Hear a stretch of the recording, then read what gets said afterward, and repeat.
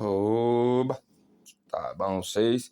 Fala que é o Arnando, hoje eu tô aqui pra apresentar o Clube de Bolinha. O que vai ser o Clube de Bolinha? Eu, meu filho, meu netinho, os homens, só os ambão, os másculos, os machos. Vamos conversar sobre diversas coisas, passar por diversos temas, contar um pouco da nossa vida, como um clube de homem mesmo, clube da cachaça, clube das coisas boas. Eu já tô aqui com meus filhos, com meus netos pra comentar umas coisas. Hoje nós vamos falar sobre cinema.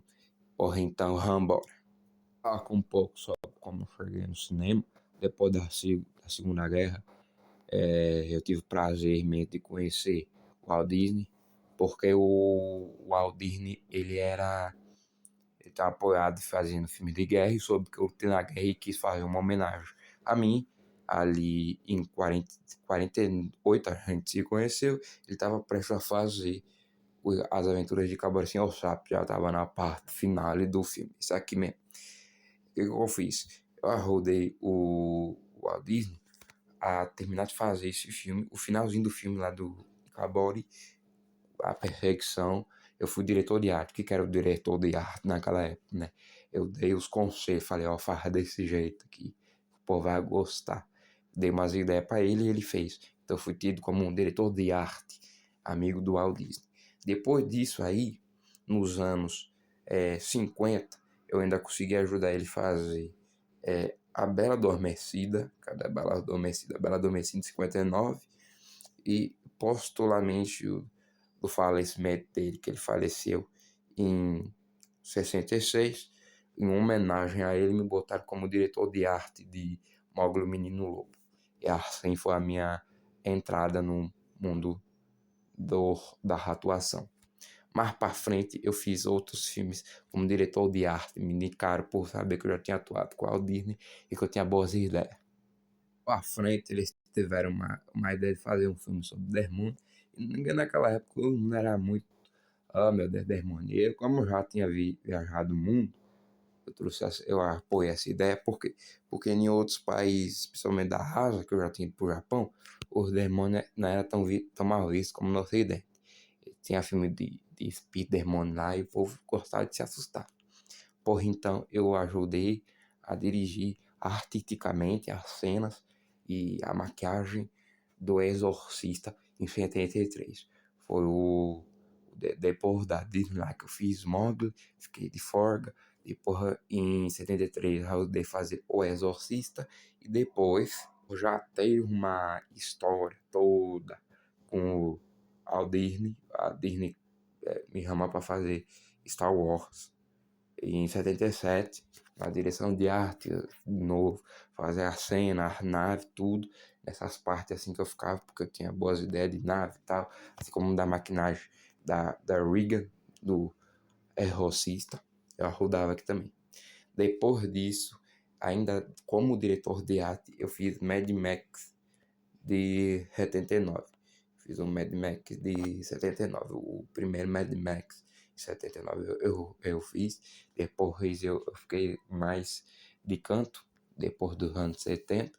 E nos anos 80 eu comecei a colocar meu filho, vamos falar agora, para o jogo, né? Eu comecei a ser o produtor, deixei de ser o diretor de arte, né? No Mad Max eu fiz a cena de explosão, essas coisas assim. Aí eu deixei de ser o diretor de arte para dar espaço para novos e comecei a botar meus filhos nas coisas, porque eu era o produtor de vários filmes. Aqui quem fala é o. Né? Quem fala é o Roberto. Então, vou falar aqui um pouco do filme que eu e meu irmão atuamos nos anos 80. No comecinho dos anos 80, tinha vários filmes de criança sendo lançados, né? Nosso pai ele deixou de ser diretor, já era pai. Para ter mais tempo com a família, ele deixou de ser diretor, se tornou produtor. Ele indicava vários atores. E como nós naquela época ali, né, tá criança, ele indicou nós para fazer um filme infantil. O primeiro filme que nós conseguimos atuar foi A Grande Farra dos Muppets, em 81. Ele indicou nós era criança. Nós dublamos os personagens do filme. Só na dublagem mesmo que nós atuamos. Mas foi o nosso primeiro contato com o cinema aí que nós teve, né? Cada um teve um contato diferente com o cinema nessa época, porque Cada um foi fazer uma coisa. Então ele foi fazer bastante coisa diferente. E nosso pai deixou nós ter essa liberdade de escolher o que cada um queria fazer, porque cada um tinha uma ideia diferente do que queria atuar. Eu mesmo, quando já estava mais crescido, eu, Roberto, eu gostava muito de polícia. Então, meu pai tinha uns contatos de Hollywood, ele me botava, ele entrava no filme como produtor, então como amigo do produtor, ele conseguia me indicar para atuar nos filmes da polícia, porque eu sempre fui muito fã de polícia. Então aí eu atuei primeiro em Loucademia de Polícia, depois eu atuei em Robocop, de 87, e depois em Corra que a Polícia Vem Aí, de 88, porque eu gostava muito de polícia. Então, além dos filmes que eu fiz, A Grande Farra do Muppet, eu acabei fazendo também esses três filmes aí que eu gostava muito da polícia nessa época aí. Agora eu vou passar pro meu irmão daí, que ainda não foi apresentado, mas diz que ele é a irmã mais da hora da família, né? Diz. Então eu vou passar pra ele falar aqui com vocês, que vocês vão gostar. Ele é mais apegado, ele foi o sucessor do nosso pai no cinema. Opa, galera, que vocês são? Aqui quem fala é o Dailton, e hoje eu vim falar aqui um pouco da minha experiência como cinema. O que aconteceu? Como meu pai já tinha coisa com a Disney, né? Eles gostaram das nossas atuações. Como meu irmão disse, ele foi para o filme de polícia. Não teve muito sucesso, acabou não continuando no ramo da atuação, do cinema. Já eu fui dublar, eu continuei dublando, porque como eu era mais novo que ele, eu não podia atuar em filmes é, adultos, né? Filme de polícia e tal. Eu continuei dublando filmes infantis. Aí eu cheguei a dublar o Caldeirão Mágico, que foi um grande filme falido da Disney. Quase ninguém fala desse filme. Quase ninguém lembra desse filme. Mas eu dublei esse filme. Eu dublei o garotinho do filme. Consegui dublar. Graças a Deus eu tive essa oportunidade. E daí eu fui crescendo e fui fazendo. Continuei dublando filmes infantis, filmes da animação, mas fui conseguindo fazer filmes mais adultos. Meu pai, muito amigo ali de Tim Burton, ele foi dirigir ainda na direção de arte Os Fantasmas Se Divertem de 88. Nessa daí eu pude atuar e ajudar ele na direção do filme, o que me deu uma grande contato eu já estava um pouco mais velho, eu pude atuar e ajudar na direção do filme, o que me deu um grande repertório aí de Hollywood. Comecei a ser mais reconhecido por ter dublado Muppets, por ter dublado eu já tinha dublado duas animações antes, mas a partir de Beetlejuice atuando e sendo filho de um diretor muito famoso, eu consegui ter esse maior repertório. E o repertório veio de verdade mesmo, o meu repertório, com Pet Cemitério de 89. Eu sempre gostei muito de terror, e com o Pet Cemitério de 89 eu pude me destacar porque eu consegui dirigir, roteirizar e atuar todas as minhas cenas no filme. Eu era uma das crianças do filme e eu consegui fazer tudo. No caso, um dos adolescentes, pré-adolescentes ali, pré-adultos, né, do filme. Então eu consegui escrever minhas cenas e dirigir minhas cenas junto com meu pai, o que me deu um grande repertório por Beetlejuice e Pet Sematary. E daí as portas se abriram para mim nos anos 90, porque a partir dos anos 90 meu pai ele se retirou, né, dessa importante cena de atuação. E como diretor de arte, eu assumi o posto dele, né? Eu assumi esse posto que era dele, de, de diretor de filmes, diretor de arte dos filmes.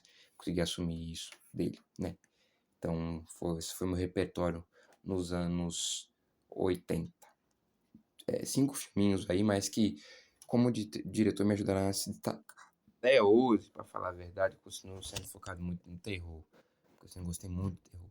Então, até hoje, meu foco nos filmes dos anos 90 que eu dirigi, ajudei na direção de arte, não dirigi o filme por completo, mas na arte, que meu pai sempre foi conhecido pela direção na arte, os filmes que o Beetlejuice se destaca pela arte, Cemitério Maldito também um pouco pela arte, eu consegui dirigir os filmes, a arte dos filmes dos anos 2000, que graças a Deus foi uma grande honra. Ô, meu, aqui é o JN. E, mano, que delícia, velho. Saber que minha família. Tipo, cinema é meio coisa de boiola, né, meu? Mas é muito da hora saber que minha família tem toda essa coisa, né, meu? Com cinema, com a arte de se fazer cinema. Fico muito feliz de saber tudo isso. Minha família sempre esteve conectada com esse tipo de coisa, né, meu? Mano, eu fico muito feliz com tudo isso. Acho muito da hora. E pra quem não sabe, meu tio, ele ficou. Meu tio Adailton, no caso, ele ficou no cinema dos anos 90 até os anos 2010. A partir dos anos 2010 ele saiu do cinema, ele focou em outras coisas, em outros ramos da arte, mas nos anos 90 e 2000 quem marcou a maioria dos cinemas de terror e de suspense foi o meu tio, porque ele foi bem, muito importante. Hoje em dia, quem eu e a Marcela estamos se juntando para continuar investindo na família nesse ramo, né? A gente quer muito. Pra quem não sabe, é o Jane falando aqui. Não sei se eu falei antes, eu até esqueci agora já.